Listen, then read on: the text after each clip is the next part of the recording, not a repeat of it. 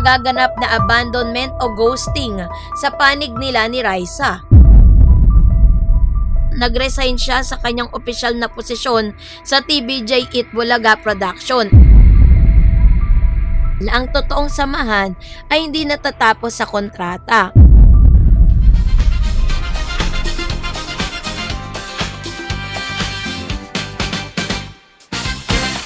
So eto na nga no, dahil si Papa Jack na road manager nitong si Mr. Bimby Aquino ay nag-set ng record straight, no, yung dating RM naman nitong si Raisa May Dizon, no, bago pa po si Bimby, si Raisa May po yung hinahandle nitong si Papa Jack.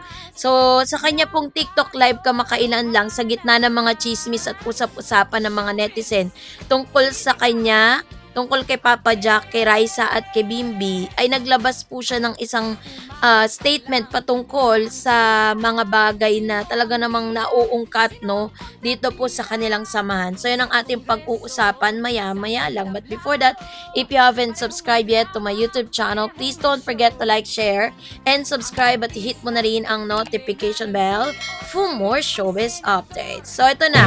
So bago tayo magpatuloy, let's watch this short video clip. Si Ray as RM, hindi po iniwan, alam niya po yun. Nagpahinga na po ako from Itbulaga dati, nag-resign na po ako sa Itbulaga noon. Walang pag-iwan na ganap, kung may iniwan po, di sana walang binalikan ngayon, di ba?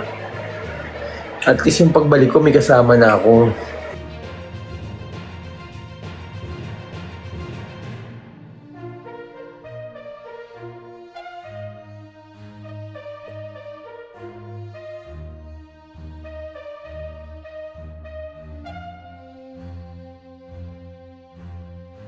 Nag-set ng record straight ang dating road manager or RM ni Raisa May Dizon na si Papa Jack Salvador sa kanyang kamakailan lang na TikTok live sa gitna ng mga chismis at usap-usapan ng mga netizen tungkol sa kanyang biglaang pagkawala sa tabi ni Raisa.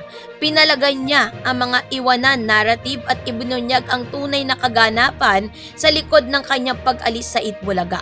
So ang resibo, ano bang ganap kay Papa Jack? Nilinaw ni Papa Jack na walang nagaganap na abandonment o ghosting sa panig nila ni Raisa. Ang nangyari ay isang profesional na desisyon sa kanyang karera sa industriya. Ang pag-resign niya sa Itbulaga, hindi niya iniwan si Raisa bilang tao, nag-resign siya sa kanyang opisyal na posisyon sa TVJ Itbulaga Production. Dahil never inarkila ang pagmamahal, binigyan diin niya ang buong panahon ng kanyang pagiging RM ay naging buo ang kanyang suporta at alaga sa pambansang bunso.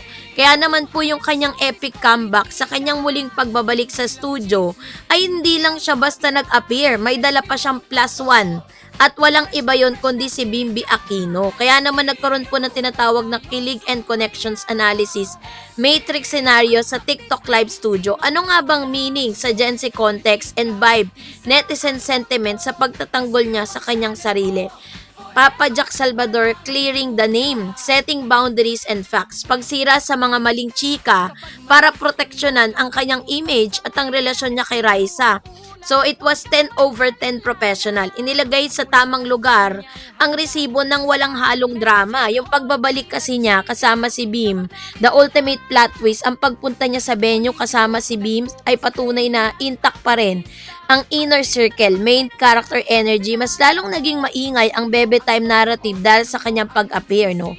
Support system beyond workplace, first mindset. Patunay na kahit wala ng formal contact, nananatili ang genuine friendship sa backstage. Wholesome and cozy. Nag-iwan nga ito ng magandang aral na ang totoong samahan ay hindi natatapos sa kontrata. So, para lang po malinaw sa inyo, doon po kasi sa video na napanood po ninyo, marami kasing nga nagtatanong doon. Sabi niyang ganon na marami kasing parang sinusumbatan si Papa Jack na bakit daw iniwan ni Papa Jack si Raisa May during those times, 'di ba? Kaya po, kasi ang alam kasi nating lahat na si Raisa talaga, manager niya po si Mr. Jack Salvador. Pero nilinaw nito na hindi niya iniwan si Raisa. It's just so happen na hindi na siya connected sa Itbulaga, kaya wala na siya doon. Pero still, continuous pa rin yung kanilang samahan. Continuous pa rin na siya pa rin ang nag-handle dito kay Miss Raisa May. So, yun yung kanyang, di lang nga siya masyadong visible sa Itbulaga, no? At parang nag-focus muna siya sa kanyang family during that time. At parang dito, nilinis niya yung kanyang pangalan na dun sa mga kumakalat na narrative patungkol sa kanya. Kaya naman yung pahayag ni Papa Jack ay nagbigay ng malaking relief sa mga taga-subaybay ng show. Pinapakita nito na ang mga pagbabago sa backstage ay hindi nangangahulugang may lamat sa samahan ng mga tao sa paligid ni Raisa. Sa kabilang banda, no, ang pagbabalik ni Papa Jack na kasama si Bimbi ay lalong nagpaigting sa tinatawag na Bebe Time Chronicles. Sa patunayan nito na ang presensya ni Bim sa paligid ni Raisa hindi lang isang panandaliang eksena, kundi suportado at kasama ang mga taong tunay na nagmamahal at nag-aalaga sa kanila off-cam. So ang tanong, bakit nga naging controversial to? Kasi 'di ba, there are interviews, no? May mga interview kasi si Raisa May Dizon na sinasabi niya na dumaan talaga siya sa sobrang hirap dito sa Itbulaga. Kaya talagang tinitreasure ni Raisa itong mga panahon na to na sobrang nagte-trending siya ngayon, 'di ba? At tila baga sinasabi ni Raisa lalo na sa interview niya doon po sa Tony Talks na sinabi niya dito na may mga pagkakataon na alam niya sa kanyang sarili na siya talaga yung gustong tanggalin ng mga lusos. No, siya po yung gustong alisin, siya po yung gustong i-kick out doon po sa Dover Cats kasi number 1, ayaw sa kanya dahil sinasabi nito na hindi raw siya maganda. Oh my G. Dahil lang po doon, no? Kaya talagang kahit naman talaga sino, sasama din ang loob. Pero parang hindi naman ininda yun ni Raisa. At hindi lang yun, pinaglaban siya kasi ng TVJ. Pinaglaban siya ni Bossing, no? Alam kasi ni Bossing talagang may angking talino si Raisa. Bata pa lang siya, talagang nakikipagbardagulan na siya kay Mayor Jose, 'di ba? Kay Jose Manalo, nakikipagbardagulan siya kay Vic Soto. Sa TVJ, kayang-kaya kay Jimmy Santos. If you remember those people, 'di ba? Yung mga kasama niya sa Itbulaga. At makikita natin dito na talagang nilaban ni Raisa yung sarili niya para po manatili siya sa Itbulaga, 'di ba? Kaya naman yung pag-iwan issue na yun, wala pong iwan na issue. Wala pong iniwan si Papa Jack at never niya pong inabandona itong si Raisa May. So, at least malinaw na, 'di ba, sa kanya na mismo nang galing ang lahat. At the same time, isa rin sa mga good news is hindi siya nang iwan pero may isinama pa siya na nagdulot din ng sobra-sobrang kasiyahan sa mga maybe fans, maybe international.